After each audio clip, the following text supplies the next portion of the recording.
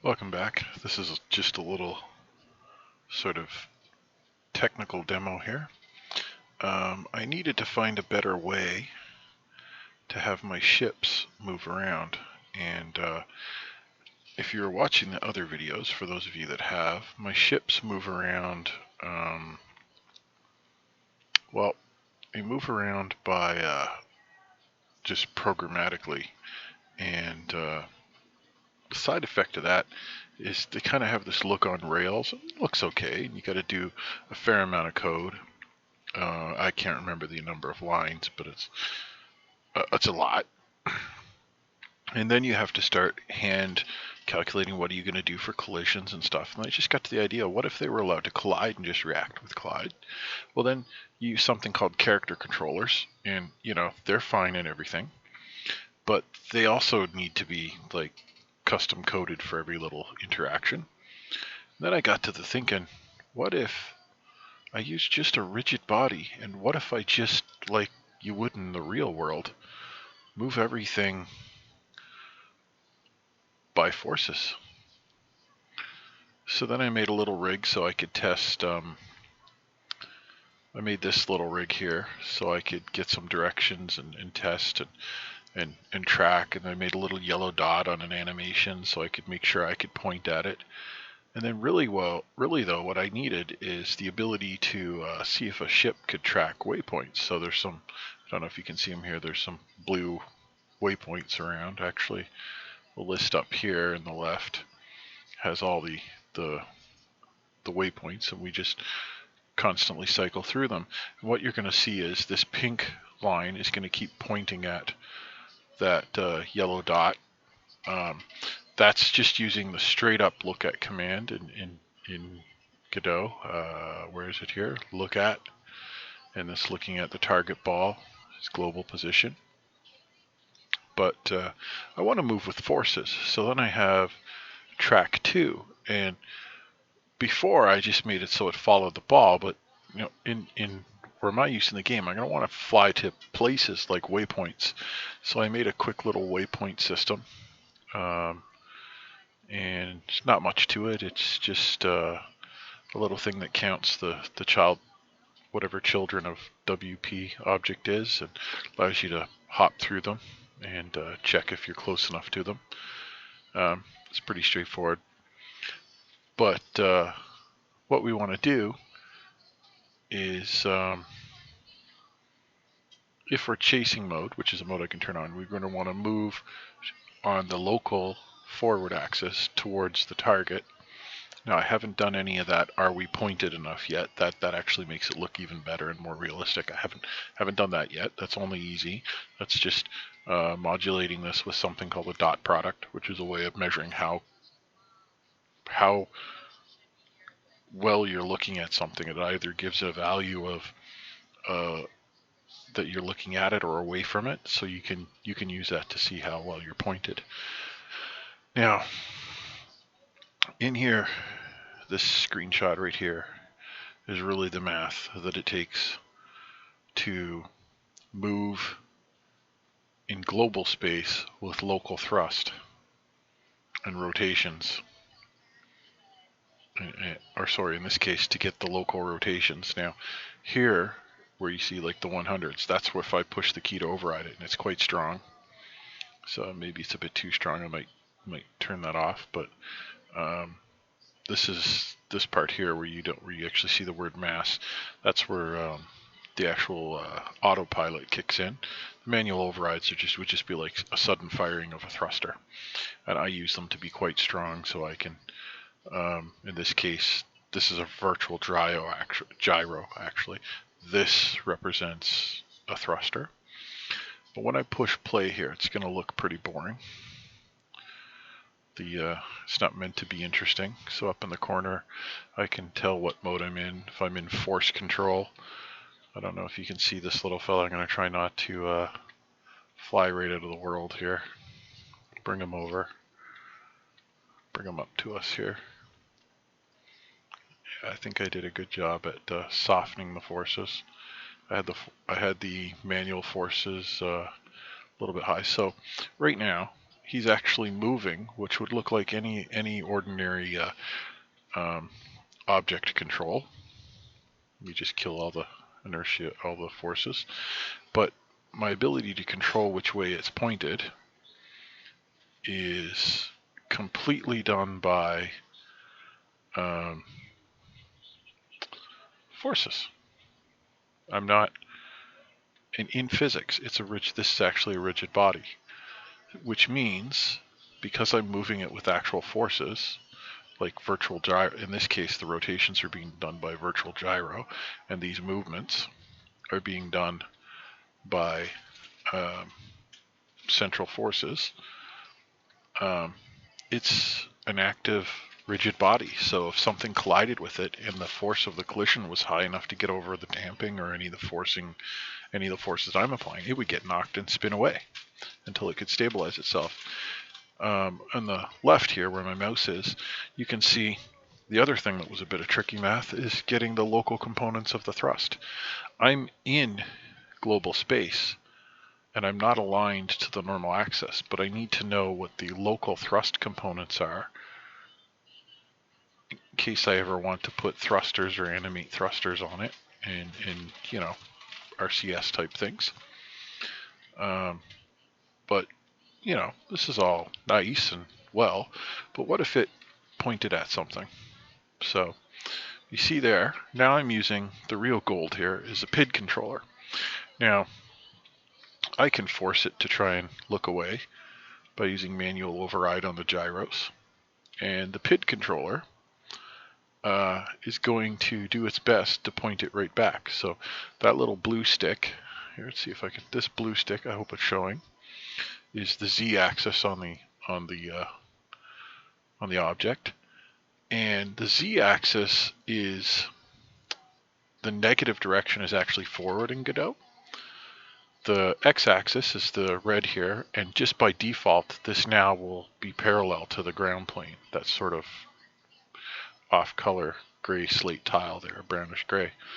The math system is drawing the longer yellow line at the targeted waypoint. Before it used to point at the little yellow dot like this fuchsia line is pointing at, but I wanted something bigger because what's the point of pointing at something if it can't fly? Now, it is moving completely under its own control, using forces and PID controllers, with the exception of forward thrust. I haven't attached that to a PID controller. This is just directional control done by the PID controllers for the AI flight. The awesome thing about this is if it was flying along and something smashed into it, and I can simulate that now by making it move to its local right. So this will move on its local right axis. I'll wait till it gets close. See, I'm pushing it to the right, and I'll push it to the right in the other way. So that was the red direction. It still flies to its target. I can make it go up towards us. It'll still fly to its target. And if it comes here, I think I can maybe make it roll. No, the gyros are really quite strong. But I could make it drift into the center of the screen. I might even be able to make it back up from its target. Oh yeah, I've got enough thrust counter to make it hover. So I'm just tapping the reverse thrust key just a little bit here. But here, I'll let it fly to its target. Make it fly at the target fast. But it'll keep flying around to these nav points. Now that's important because, one, you want it to actually be able to fly to nav points and look kind of good. But in this entire system, if it bumped into something, it would bounce off it or slide around it or get caught by it. But that also means that game-wise, all of that stuff comes for free. So if you saw my other videos, the asteroids, you could bump into an asteroid now. You're not going to be able to clip right through the asteroids. You will bump off them or into them or get stuck, which is why my steering gear from the last video is going to be important, those whiskers that stick forward. But I had to get this working. And myself and Jimmy092, we worked on this for a couple days because in some languages and other engines, I'll say engine instead of language, their API has some functions that make this a little bit easier. But to actually do PID-controlled movement of a rigid body is not quite as easy as you would think it is. And I'll just say, hey, you know what? Go ahead, have a try. I mean, you could see my code for those of you that were smart and go back to the video and just have a look at it. It's pretty much there. But I'm not even going to say that's my code. That's Jim and I working together to get it to go. Anyhow, this is probably already dragged on longer than it needed to. I can gonna make it hover here. Oh, it shivered, got mad. I don't know if I can make it do that again. Don't know if I can make it shiver. See if I can bring it up here, make it hover. See, it's still trying to point at its target. See if I can make it shiver. I can make it rotate. No, it's pretty. Yeah.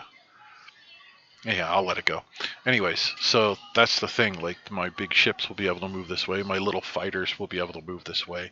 And because it's real forces and it's a physics object, if I was to, say, cause an explosion and some of the stuff in that explosion actually came out and hit other things, it would knock them all.